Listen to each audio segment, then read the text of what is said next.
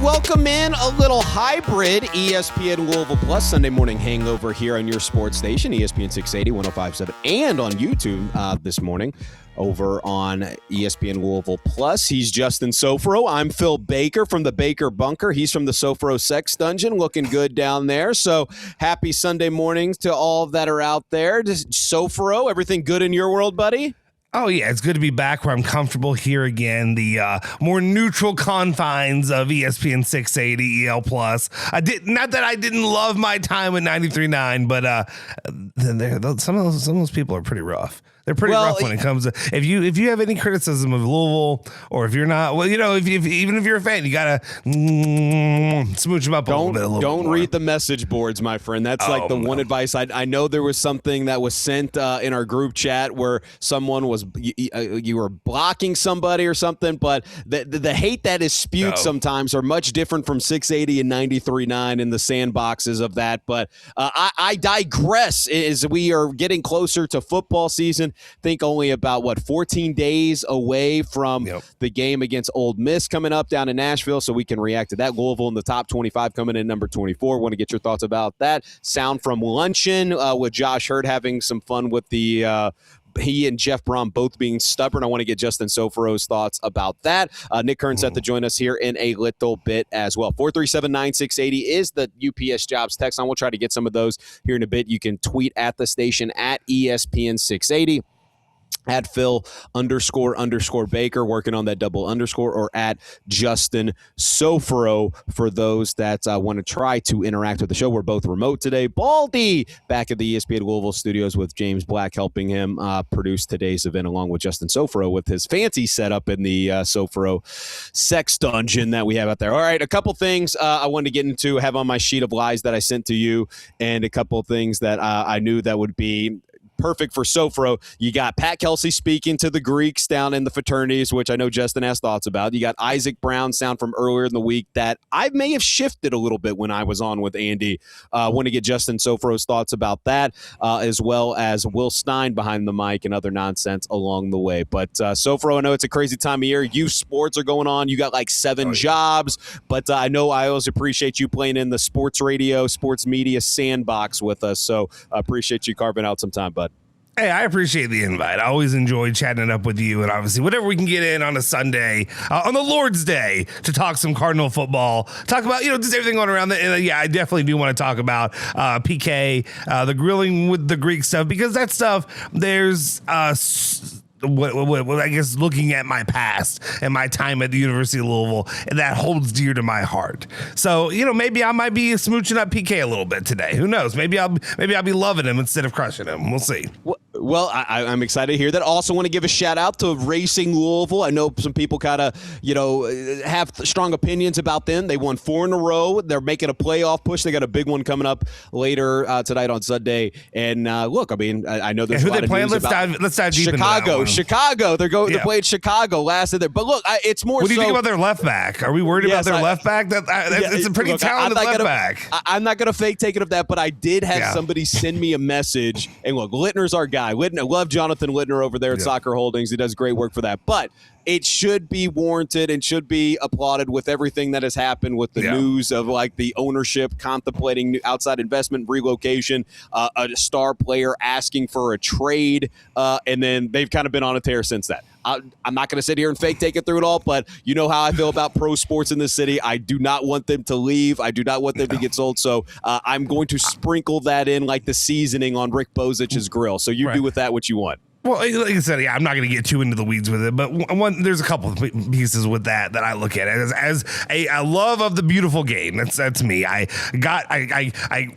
It sounds so douchey to say this because I feel like I still haven't done it, but I cut my teeth in the business. But you did. You had a soccer video podcast. Yeah, I learned how to. And the guys are still doing well. They're still chugging along with it. Actually, this is secret information. I did get correspondence with a rival guy after I'd stepped away from doing that one, who was like, hey, I always loved what you did. You want to come join me and do our own whatever business? And I'm like, buddy, I don't have time. I appreciate it. I love it. Yeah. Also, it'd be weird for me to come out of nowhere against the guys that I love and I worked with and be like, hey, I'm taking you down. This is what we're doing. It would be a great heel turn for you, just for content of these guys crushing you across the pond about that. But you're right. Yeah, we'll dive into the beautiful with Italy, just warring with those guys. But no, real quick, the thing to me that I always think about with, it's awesome to see the way that soccer has grown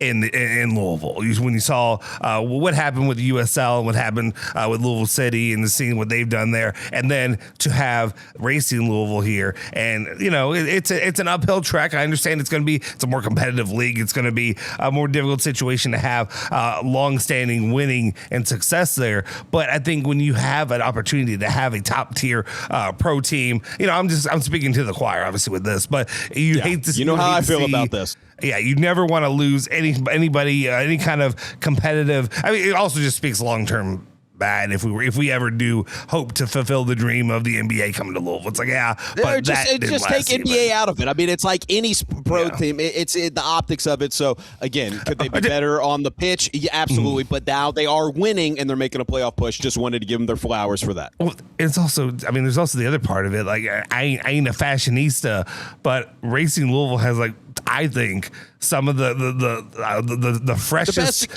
gear that you can wear. I see Biscuit.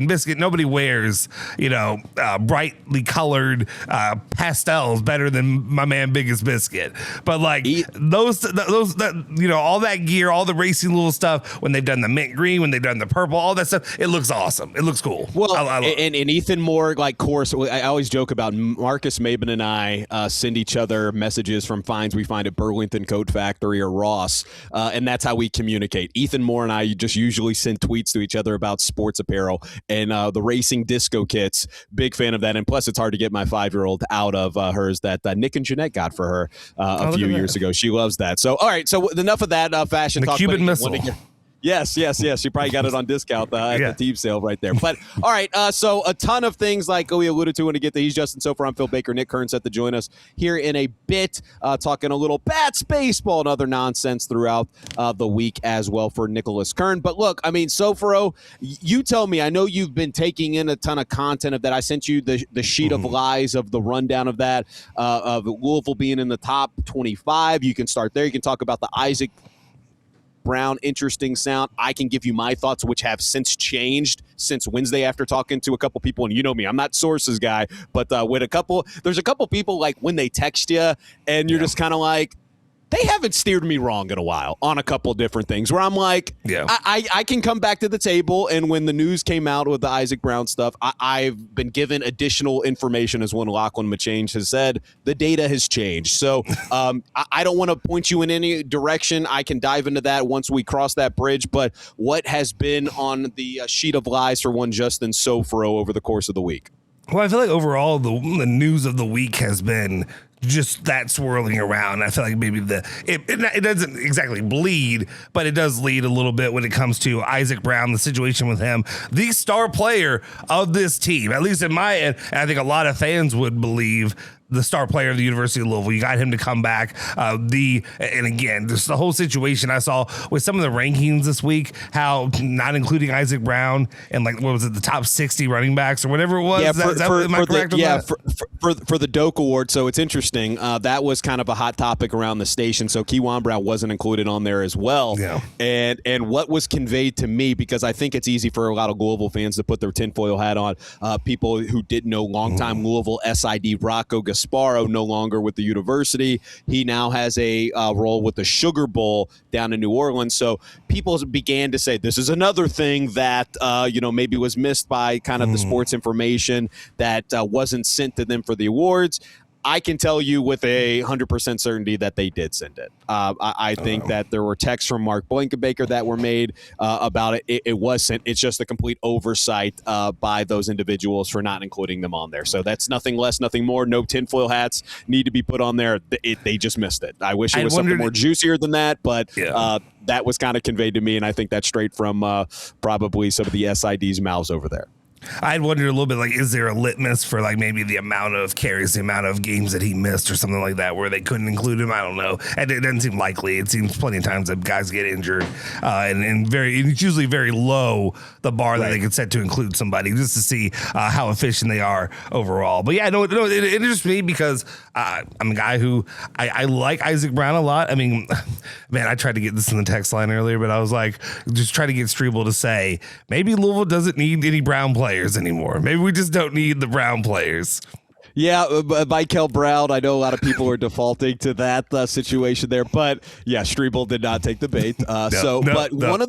One of the things that okay, so with the Louisville, I think it should be celebrated. Louisville in the top 25, which I can't believe that stat that ESPN put out about first time since 2017, like when with Lamar Jackson, which in the preseason, which you're just kind of like, really? Like, that's it? And that was kind of shocking to me. But, you know, the Isaac Brown stuff, the luncheon stuff with Josh Hurd and Jeff Brom, and the kind of playful banter that Josh Hurd tried to have with that, I felt like that was kind of the beginning of the week. So for those that missed it, and I know I sent you the sound, so for those that didn't hear it, Isaac Brown met with the media on Wednesday, which I think, you know, look, he admittedly, I think it says he wants to get better in talking to media. He has aspirations to get to the next level at the NFL, and I think that should be applauded. Like, I mean, I know not everybody is comfortable in front of a microphone, and not everybody's comfortable getting up there, but I think there needs to be a ton of credit that is given to him for trying to, get more comfortable in that role if he's trying to make it at the next level. So,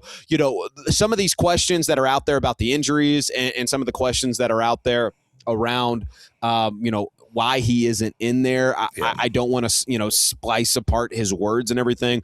But if you have that ready to go, maybe we can play that and you can react to this. But this was Isaac Brown a couple of days ago talking about, being left out of the game, injuries, and pinpointing and who's actually leaving him out. For a full season, you went through the injuries last year. How much did you learn that you didn't want to play a full season? I mean, I learned it's like you got to take care of your body to play the full season. Last year, I wasn't doing that last year. I was just out there, you feel me? So I feel like this year I'm prepared to really play the whole season. What do you feel like for yourself? What's different? I guess Coach Barclay talked about adding a little weight. How much more do you weigh than maybe you did last year? What's different about Isaac? I would say my weight. Right now I'm at like 195. Last year I was like 183, 182 first. So I would say my weight and my leadership to the team. How's your patience been throughout all this? You mentioned, hey, you'd like to be back, but you spent a lot of time on the side. Like, are you getting impatient, or are you comfortable with the process and how it's going at this point? I mean, it depends. Like, I be wanting to get back out there though, but they like hold me, like they'll like put me to the side. But I be telling them, well, I'm ready to go back out there and get back with my brothers and play with them, boy. What's the specific injury you've been dealing with, and what percentage would you say that you feel right now? It was no injury for last year. We just had one hamstring against Virginia Tech. I think it was just that injury. So they still trying to recover me.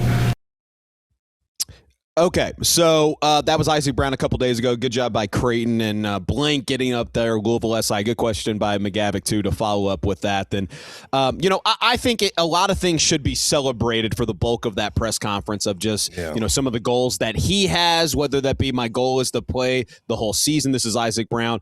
As a team, we want to win a championship.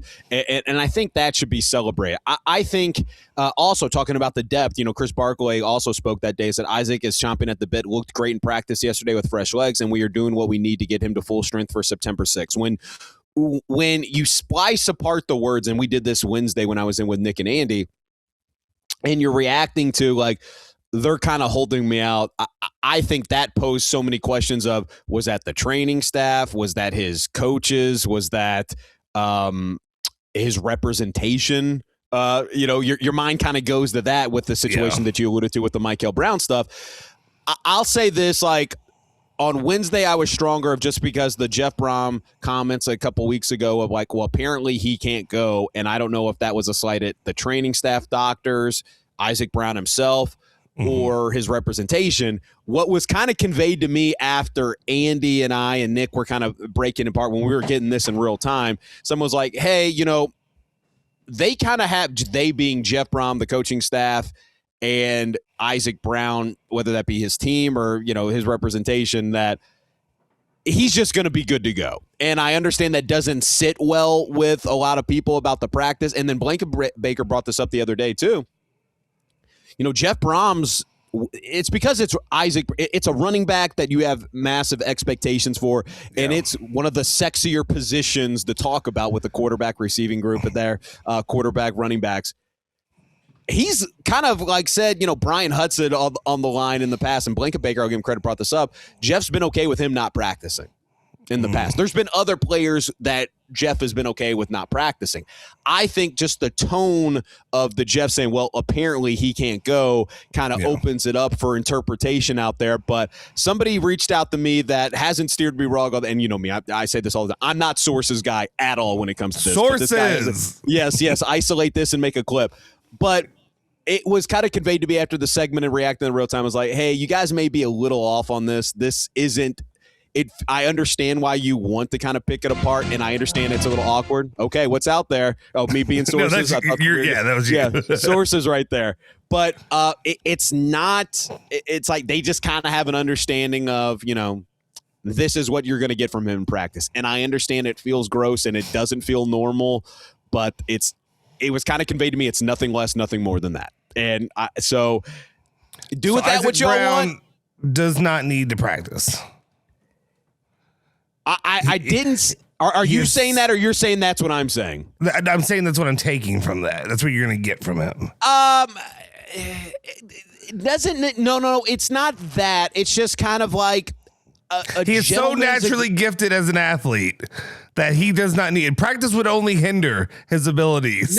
I'm not saying that. I'm just saying that, and I understand how it's interpreted as that.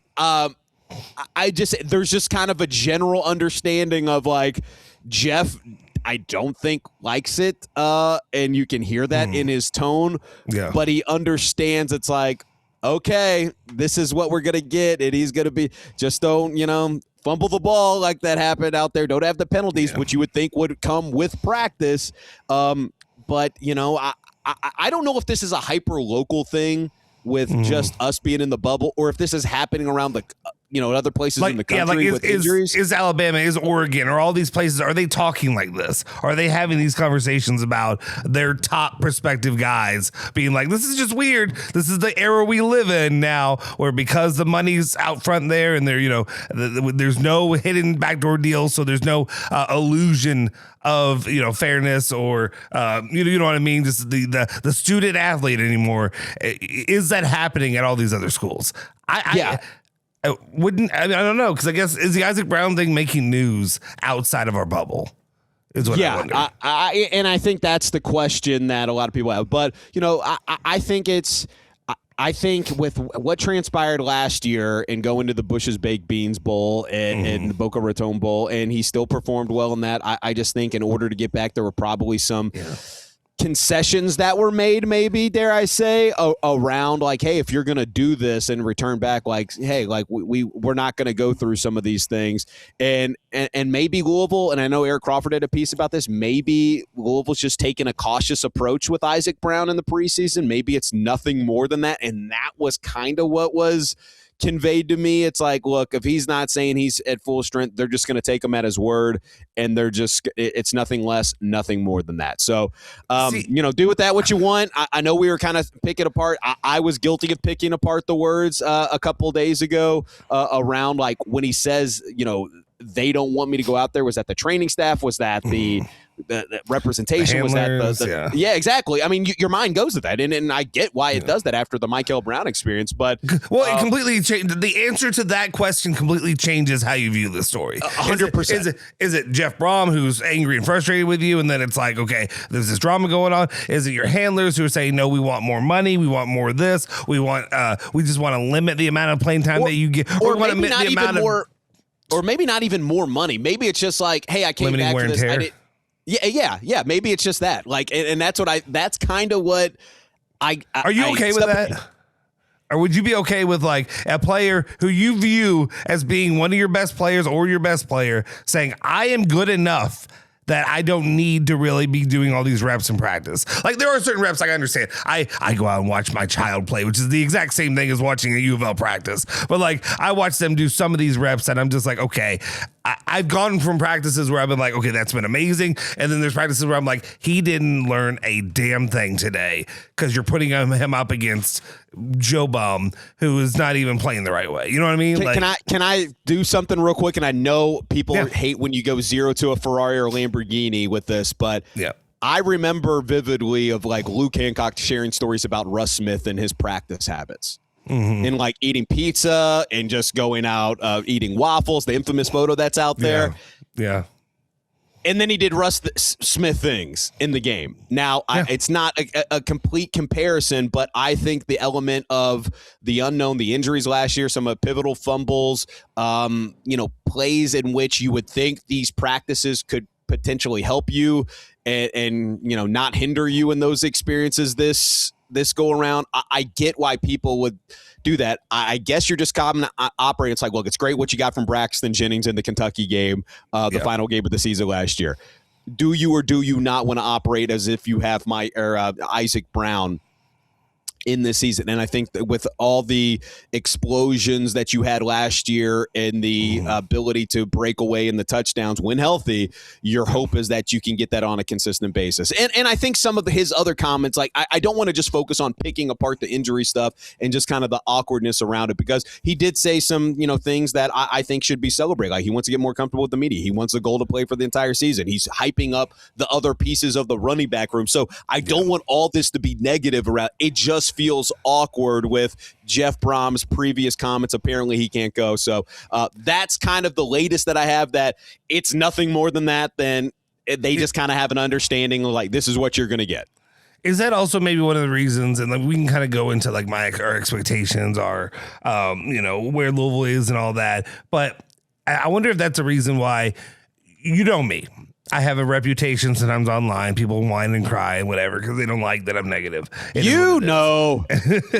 But like at the same time, I have this weird almost like acceptance of Louisville football. Like right now, because I'll just lay it where it is. The way I perceive Louisville football, because seeing the ups and downs and the perpetual tugging that happens one way or the other, from greatness to some points of in the abyss, just abysmal.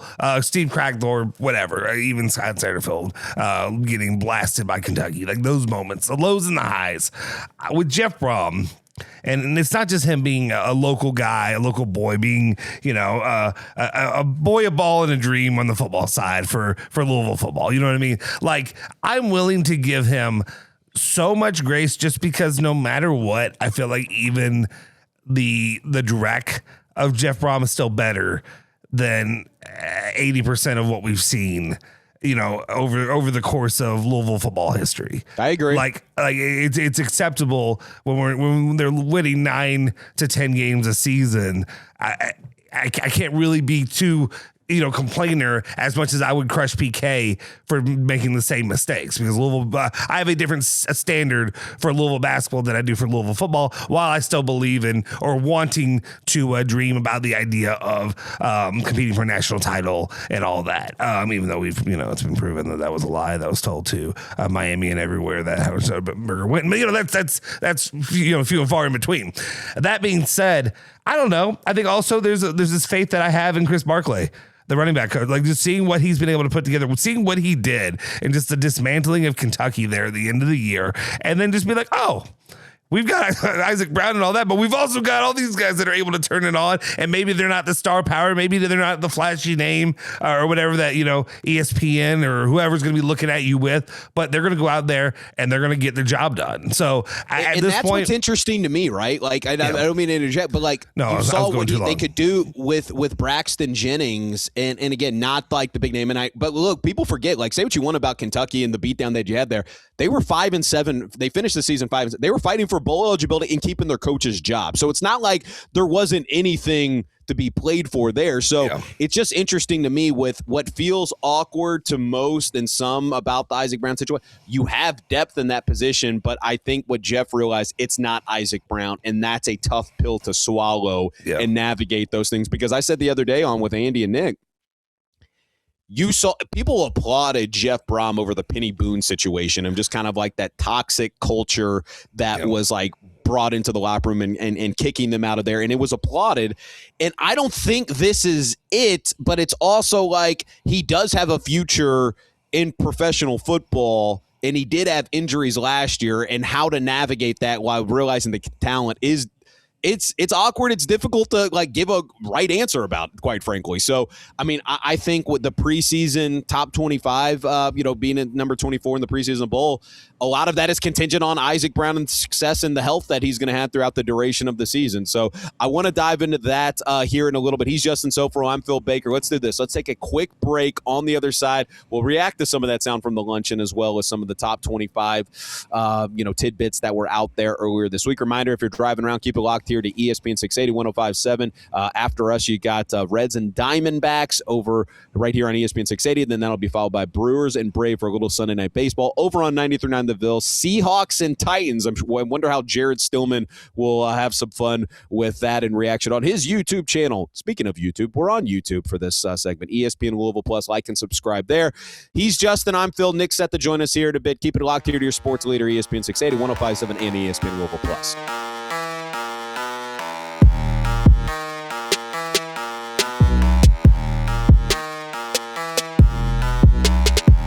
All right, welcome back.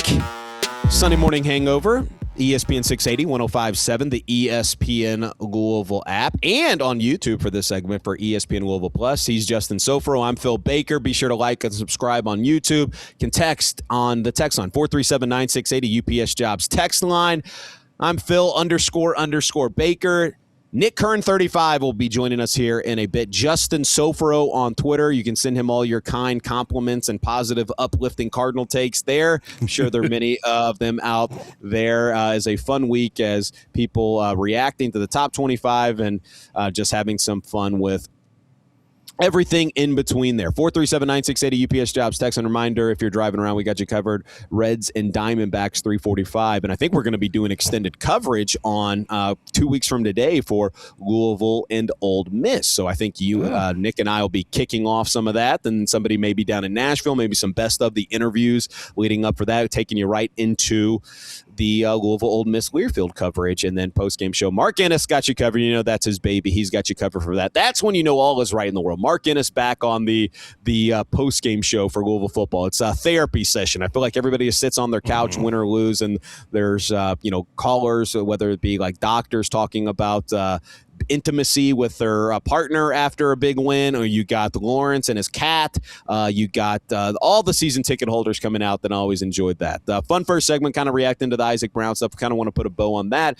We can play some other sound out there as well. But Justin, I know we talked about it. We had the news that came out earlier in the week. Louisville ranked number 24 in the preseason. I think that's a fair assessment of how you finished the season last year, and then the perceived, roster construct that you were able to put out there as well. But when you saw that number 24 next to it, you felt what? I understood it. It made sense. Like, it does. I was thankful. I mean, I don't know. I'm not thankful. I'm glad they're in the top 25 in that one, because the coaches matters, man. on that. It does. I guess it really depends on how I perceive this team. There's a lot of hype behind it. There's a lot of people that are trying to talk it up as, college football playoff. Not saying college football playoff or bust, but like knocking on that door, right?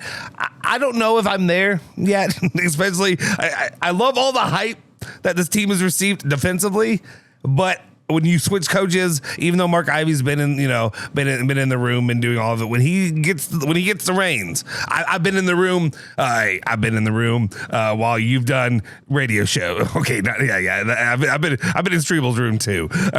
Anyway, but no, I've been in the room. I've been in the room where like Andy did the take and all that. Do I feel confident in being like, oh, just let me host the take? Hell no. I know where I am, right? You know what I mean, kind of thing. Right now, that's the way I kind of look at it. The chair, it's different. Like being within in-house versus getting, being the eye in the sky, being on the field. It's different. And I think like if you're given the support and having the players, which I think a lot of people, especially with the 5-for-5 stuff coming out, players in the roster construct that you have, you're hopeful that there will be a smooth transition. But there is a component of a learning curve. I would agree with that. Yeah, no, absolutely. And that's kind of where I have nervousness. Everybody else seems very optimistic about the defense, but I want to go out there, see. Let's be real. 3 games in, we're going to know what this team is. Like those are what I view is, I think everybody does, right? Those are the biggest challenges that we have, even though, maybe the biggest challenge will be Stanford, because it seems to be one of those challenges for the Brom blunder, if you will. But overall, going into that game, going into having to take on Ole Miss, who, they're saying, I guess the coach is hyping up the defense and saying it's better than it was in 2024 when they had one of the best defenses in the league or whatever.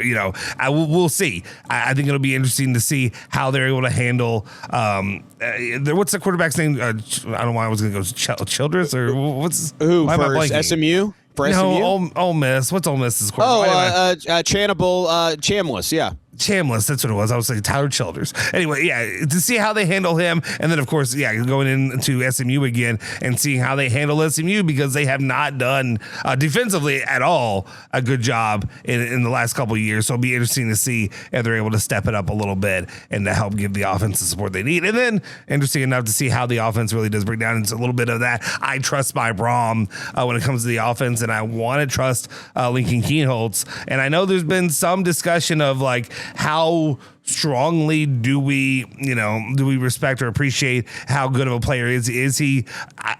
We'll see. There's going to be a lot of constructive criticism from me if they come out there and Lincoln Kienholz looks more Miller Moss, Jack Plummer than he. And I understand Tyler Shuck is far. He is one of the better quarterbacks I've witnessed, honestly, recently play for Louisville. But if he's not, a notch above the halfway point between those types of players, if that makes sense. If he's a little bit closer to Tyler Shuck than he is, obviously, Jack Plummer or Miller Moss. Well, and I think Isaac Brown talked about that a little bit with some of the things that he was able to, was taken away in the practices and the limited practices that he went through. It was just kind of like the RPOs that he was able to do with Lincoln Kienholz, and that's, different. And obviously from the defensive side of things, Trinidad Chambliss, he's coming back for a 6th year. He's probably going to be, I don't have the ticket in front of me of that, but, he's probably going to be one of the favorites for Heisman, probably in terms of outside of Arch Manning, everything that comes with that. But no, I think there's a component of, look, the ESPN, like my thing about the top 25, ESPN's college football put this out there. There's number 24, Louisville is ranked in the preseason AP poll for the first time since 2017 when reigning Heisman Trophy winner Lamar Jackson was starting the QB. The Cardinals had opened the season against in Nashville on September 9th against Ole Miss. That's so sad. Right. I know. I didn't realize that. I don't know why I thought there was like at least one time in there that Satterfield, because they beat like a September 6th. I said September 9th. I was just like September 9th. I was like September 6th, I believe. I don't know why it says September 9th on their tweet. But here's the thing. You can talk about ESPN, you can talk about SportsCenter, you can talk about interns running it with some of the cringe things they put out from there. If you're not in the top 25, or if you had a seat at the table where they're like mocking you, like Clemson, for not making the top 25, and obviously the history with the championships, you're not getting a tweet like that.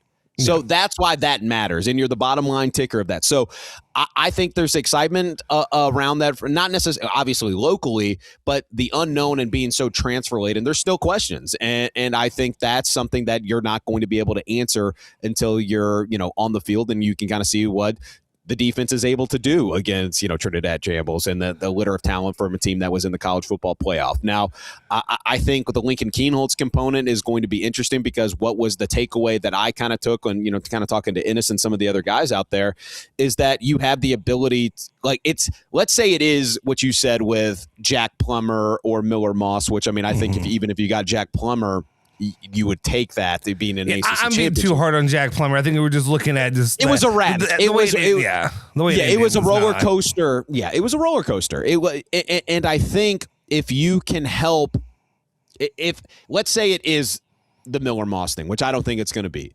It's kind of been conveyed to me that the quarterback room is more than competent enough to be like, okay, this isn't working. We have other options at that. So do with that what you want, but that was kind of what was the takeaways from some of the practice. They didn't feel as if they had that last year, and the best option was Miller Moss, and that was a problem, which speaks volumes to the quarterback room this year and kind of going out there. He's Justin Soforo. I'm Phil Baker. Keep it locked here to your sports station. What's ESPN 680, 105.7, the ESPN Louisville app, and on ESPN Louisville Plus. Go ahead, bud.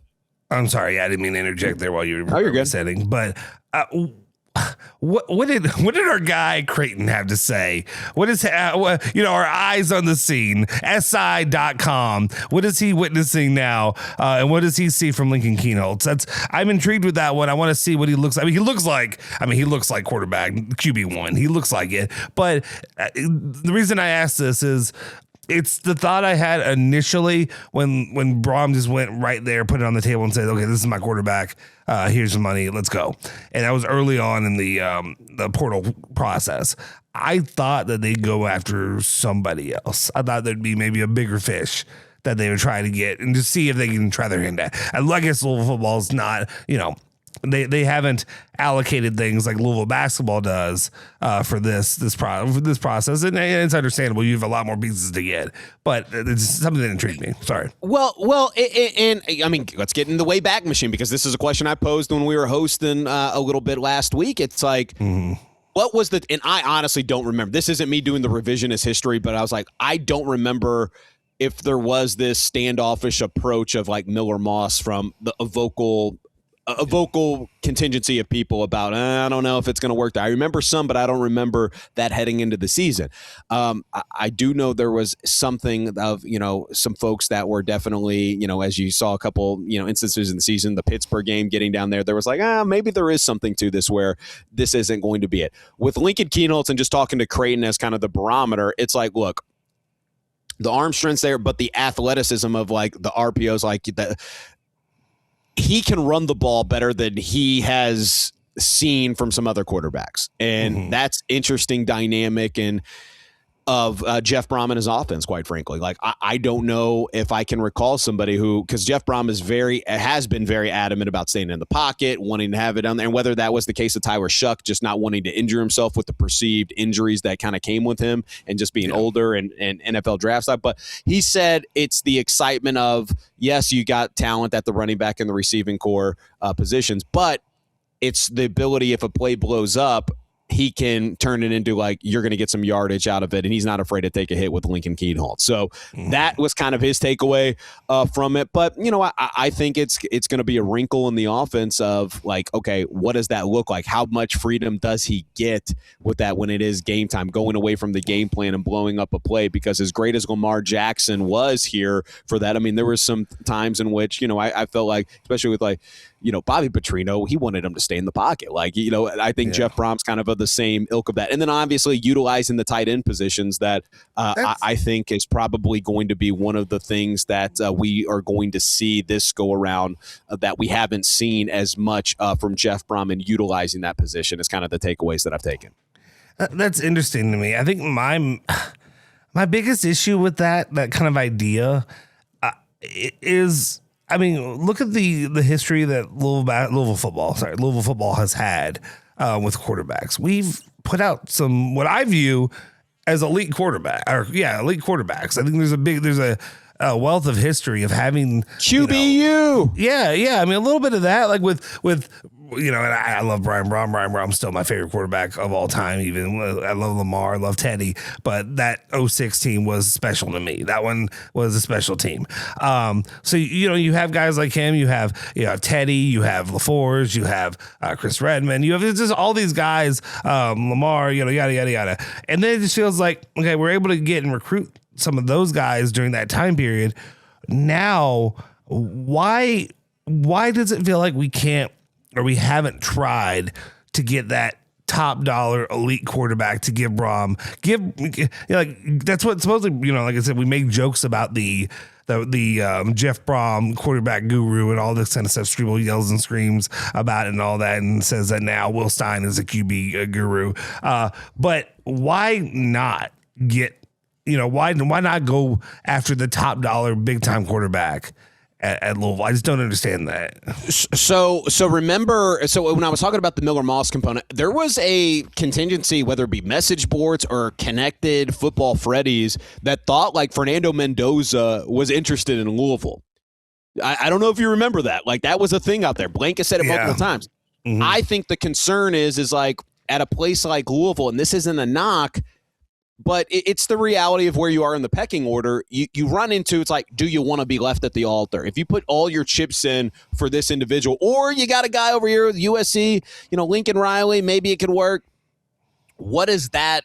Like, do you want to be left at the altar? Like, you know what I mean? Versus a sure thing. I say a sure thing that is able to commit, maybe not necessarily correlate to the football field, but you can get under the hood and try to get those things out of that. I understand. And that sounds kind of loserish mentality, doesn't it? A little bit like if you're a competitor, if you want to play in the college football playoff, like, you got to take some risks there. But nobody knew what Fernando Mendoza was going to be. You know what I mean? Like, I understand. Yeah. I understand. He had lofty numbers prior to Indiana, but it's like, it's difficult. Like, if he doesn't tell you he wants to wait till he graduates to make a decision on that, and you got something that's, you're able to do, I get it. It's a misstep looking back on it. I don't think it's loser mentality. I think it's just kind of reading the room of like, I got a guy that's ready to commit today. This guy isn't really ready to do that right now. And that's a tricky dynamic of that's why you brought Big Dog in to kind of navigate those waters, which do with that what you want. So do you want me to call him? I got his number. You want me to call him? You want me to dial him up? Look at that humble brag. Maybe you can get him. You could produce a little bit and get him on Strebel's show. They keep kicking the can down the road for that if he's going to go out there for that. So that's kind of my takeaways from out there. But I think you alluded to Blank and Creighton doing good work over on Louisville SI in-depth breakdown of that. He just comes back to the studio now, Creighton, after practice, and he's just so locked in. It's great. Like, he's just locked into his computer, doing stories, transcribing stuff. He's locked in. I think it's good. I think Creighton needed an outlet to get that energy out. You know what I mean? I feel like it's great to see that. It's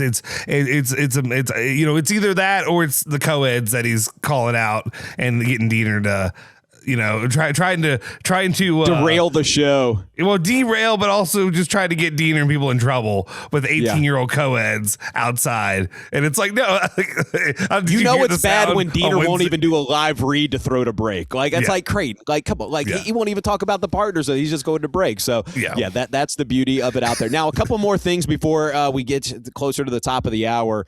Mm-hmm.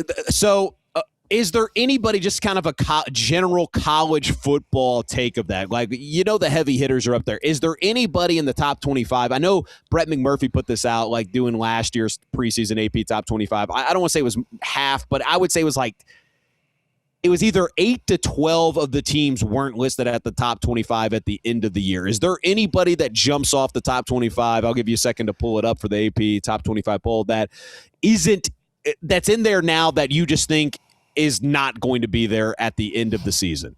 You got Ohio State, Oregon. Well, I was going to say Missouri, Iowa. But the reason I bring that up and that dead fish I threw your way is that, like, you have Iowa, Houston, Louisville, and Missouri, and I think it's nice when these AP voters can go on cruise control because you want to be one of the top 25 teams of just having the number Michigan next to your name, but.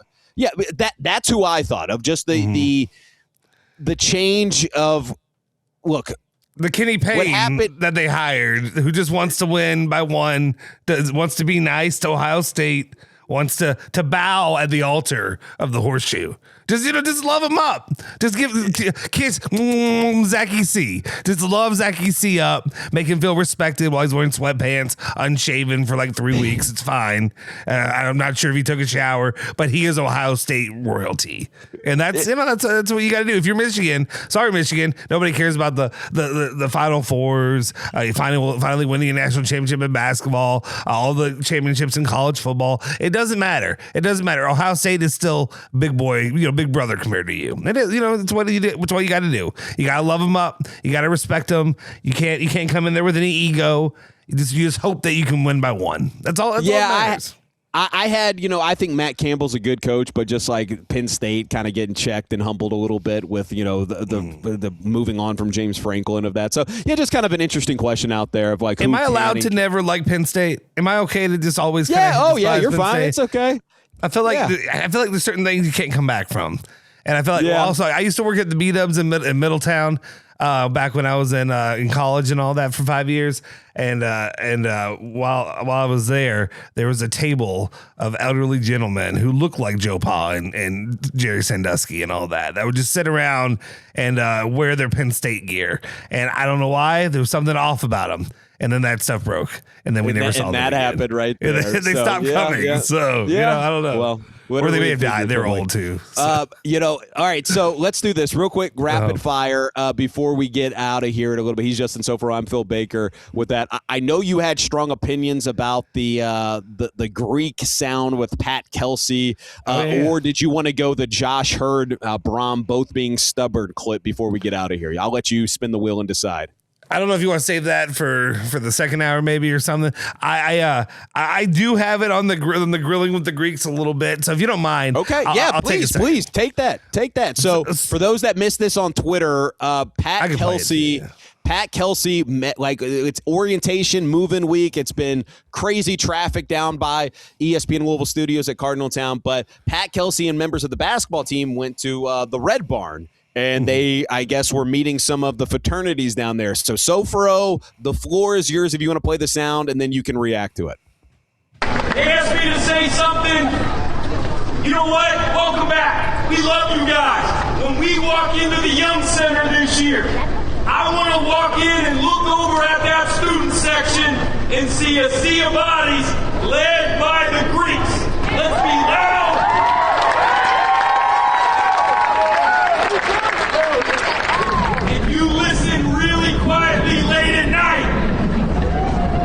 Already hear that basketball starting to bounce. Hey, we'll see you guys at the Young Center.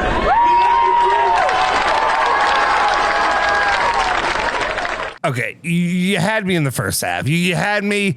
I was with you until you did the basketball bouncing thing. That is corny. That is cheesy. I'll give Rick so that it one. Cut out for a second. Part. So what did at the tail end? He said, "What we want to see you there at the Yum Center when the basketball's bouncing." No, he said if you listen really hard at night.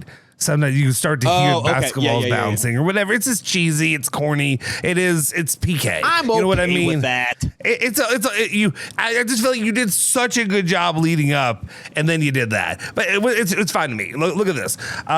Here's my issue that I had. Well, and part of it also goes to Strebel and Leo talking about it too. I think that was Wednesday or something like that as well. Shortly after that happened, and during the peak of Louisville basketball, during the year of the Cardinal, during the best years in recent memory, I was a member of Greek life at the University of Louisville, right? I'll tell you this. I remember my senior year. Yeah, it was my senior year. Actually, it may have been my... it was my senior year, and Russ Smith wanted to join my fraternity that year. I had a meeting with him, our EC. I was on the executive council. I was the vice president at the time. We were having meetings. Russ Smith was coming in, and then Rick Pitino caught wind of it, and he shut it down. He shut it down real fast. I get it. I understand it was during the national championship run. But that being said, outside of moments like this, this would never have happened in 2012, in 2010, 20 whatever. Like, the way that Greek life at the University of Louisville has been looked at for a long time has been kind of it's been frustrating because, like, to me, and I understand there's, all the stigma that comes with it and all that. I get that. I get it to a point. I would say Greek life at the University of Louisville is a little different than Greek life at the University of Alabama. You know what I mean? It's a little less douchey, I would say. Well, there's douchey. I mean, I'm here. But at the same time, you would never get this kind of support. So I appreciate that from Pat Kelsey. I appreciate the support to see that, because a lot of the university, the student, why am I forgetting? SAB? Is this student with the board? The student board, body? Yeah, the student the activities board, or whatever it it is. The president and all that kind of stuff. All those guys are usually run, and women and ladies are usually Greek life affiliated. All the events that happen, everything happens is that. But the University of Louisville's never really respected or appreciated those that work that are in Greek life because of all the stigma. Yeah, a lot of stuff that we probably did at the same time. The parties, the cops coming in, whenever all the other issues that it comes with it. It comes with the territory. But that being said, I appreciated the gesture by Pat Kelsey to, like, reach out to that. This is an event that never would have happened either. This grilling of the Greeks, that wasn't something that would ever happen, and it probably would be a lot of more infighting at the time too, between different fraternities and all that. But then also on Wednesday, I saw, my heart sunk, because I don't know, and I'm not trying to take a shot at this kid. Leo seems like a nice young man, but he has feelings or comments that throw me for a loop sometimes when he's on air with you or Strebel, or he's like, they're spending too much for sports. They need to spend it on, I don't know, or humanities building. Yeah, just whatever. Yeah. Fix up the Ville grill. I don't know, stuff like that. It's like, shut up. This is what this university is not really founded on, but this is the backbone of this university. And this is also why I think this generation of students is kind of pathetic at the University of Louisville. They have no expectations. They have no understanding of what Louisville basketball and Louisville athletics is and has been. I'm sorry, am I going to smooch up Tom Jurch? Maybe I'll have to smooch up Tom Jurch. I don't know. Smooch. Tom Jurch. But it's just listening to Leo or people like that talk about, I don't know, like, he said that he was one of the main people in the front cheering for the basketball team, and I was like, oh no. But he doesn't even have the standard of Louisville basketball. But he was one of the leaders of the student section, and it just broke me. It just broke me. I hope Leo's back there right now. I hope he's listening. Yeah, if he may be down here doing some prep before he stripped for Ireland. But look, here's my thing. Like, and I know Strebel tried to weaponize it after, like, I guess the Will Stein component of like having a mic out there. Here's my thing. Mm-hmm. You brought Pat Kelsey here with the hopes of that would be like the introductory press conference, him being on a golf cart. You can mock begging people to go there. It needs to happen. You needed somebody because you got the guy previously who didn't do it. I'm not going to mock a guy for going out there and attempting to garner some excitement with this roster that they spent all this money on. And like you alluded to, just not like kind of scoff at, that we scoffed at the fraternity life. You brought a guy like Pat Kelsey here in the past who was going to get on golf carts and excite people for that. Like, what you're signing for. You can call it cheesy, you can call it corny, you can call it whatever you want, but like this is why you bring a guy like this, and this is what I said going back to the streaming stuff. I'm not trying to open up a can of worms. Yeah. He seems very manageable in this sense to do things like this. And speak to the student. Like, so that's what was so bizarre to me when he didn't do the stream and said it was on him. So I just think he's starting to get back, and this is a small sample size, but beginning to get back to like marketing of the program. And if we're going to crush him for the very things like not airing and streaming the games, this should be applauded. And I think this should be applauded of trying to get people in excitement around there, as cheesy and as honkish as that sounds. You can't mock the guy for going out there and trying to meet with the fraternities. And yes, there has been growth in that realm since you and I have been there, but it's got to be applauded, not picked apart, for going there and encouraging people to get back to the Yum Center on the beginning of the semester. Additionally, this needs to remain who you are, Pat Kelsey. 100%. Like, this is who we hired. This is the reason we went a route of not getting, one of the greats. Now, and obviously, man, there's not a lot of opportunities to go get a great. But at the same time, we decided to hire Pat Kelsey. We didn't even hire a Richard Pitino, who I would expect him to kind of emulate his father in some of those circumstances, even though he does not have the stature of his father. When you're Pat Kelsey and you come down with like this, and I say this endearingly, as a Dixie Highway blue collar mindset that you come in with, you just got to come in and you got to keep that up until you have earned the right to become a Rick Pitino, which means you're winning, you're making runs in the tournament, you're beating consistently top 25 teams. Yeah, and I understand he lost to Kentucky plenty of times, and yeah, Pat Kelsey won this year, but outside of that, beating top teams in the league and being, in there, at least in the top four. He's done. He's kind of reached that area in the year one, but you've got to keep it up in a competitive league and make it run at least something toward like a, Sweet 16, Elite 8 is what I want to see before you have any kind of arrogance or bravado to speaking with, the peasants of Louisville's fandom. And that love language right there from Justin Soforo, for those that think he is negative and he is angry all the time, that is his love language of say, just keep being you, Pat Kelsey. I can decipher Pat Kelsey. Don't try to be something that you're not. And I think that's what the takeaway from that. So he applauded for those that missed that on Twitter. He was speaking at the Red Barn down on campus with that. All right, Soforo, appreciate the time, my friend. He's Justin Soforo. Be sure to give him a follow on Twitter. He's putting more stuff out on ESPN Louisville Plus too, at Justin Soforo, at ESPN Louisville Plus on YouTube. Be sure to like and subscribe there. I am Phil _ Baker. On the other side, I believe Nick Curran's going to try and connect with us here in a bit. Keep it locked here to your sports leader, ESPN 680 1057 and ESPN Louisville Plus. Like and subscribe.